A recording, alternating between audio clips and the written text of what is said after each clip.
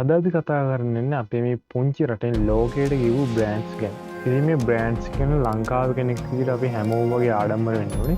ඉතින් වැඩි කතා නොකර අපි යමු වීඩියෝ එකට. ඉතින් ලිස්ට් එකේ පළවෙනියට මම කතා කරන්න යන්නේ මංචි CB කියන බ්‍රෑන්ඩ් එක ගැන.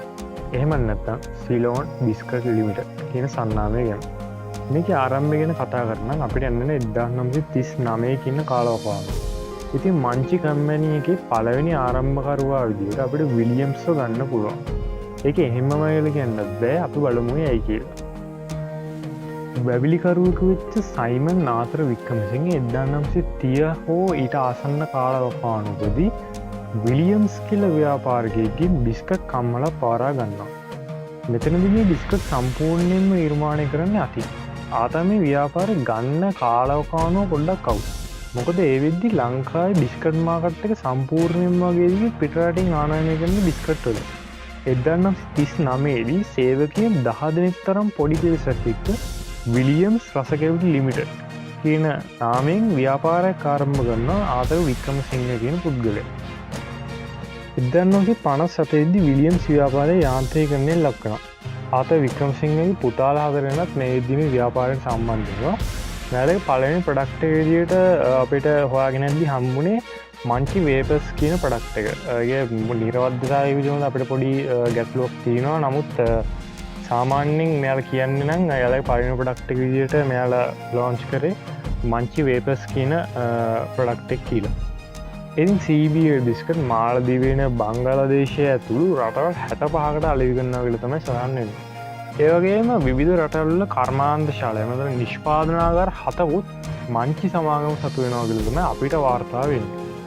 CB සමාගමේ 70%කට තුයි කොටස් තියෙන ශ්‍රී ලංකාව සතු.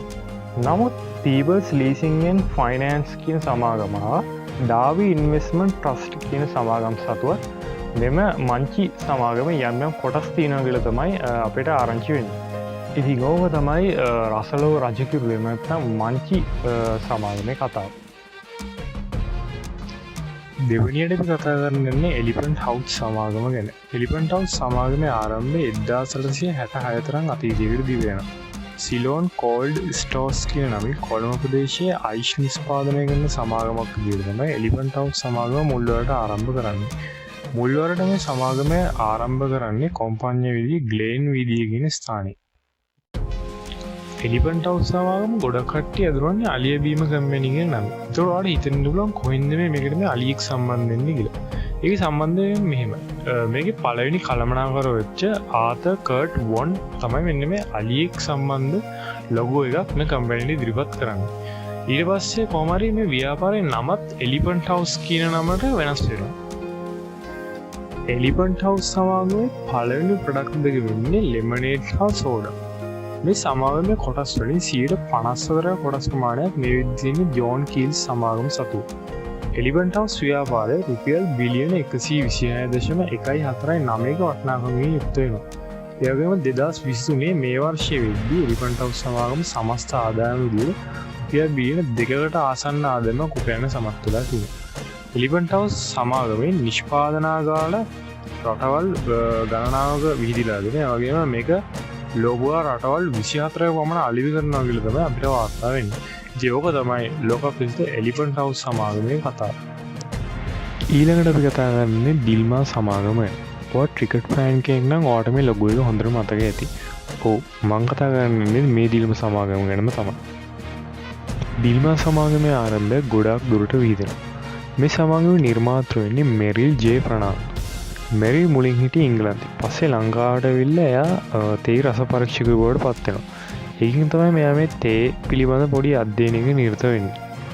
1982 දී මෙරිල් සිලෝන් ටී සර්විස් ලිමිටඩ් සමාගම පිහිටුවා.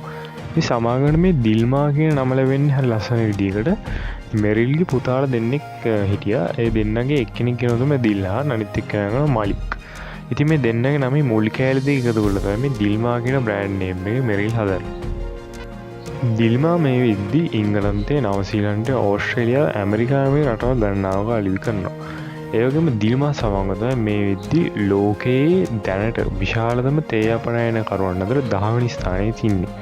ඉතින් ඕක තමයි ලෝක ප්‍රසිද්ධ දිල්මා සමාගමේ කතාව. අන්තිමට අපි කතා කරන්නේ රොසෙල් සමාගම ගැන. අපි මේ කතා කරමු සමාගම වල බාලය තමයි රොසෙල්.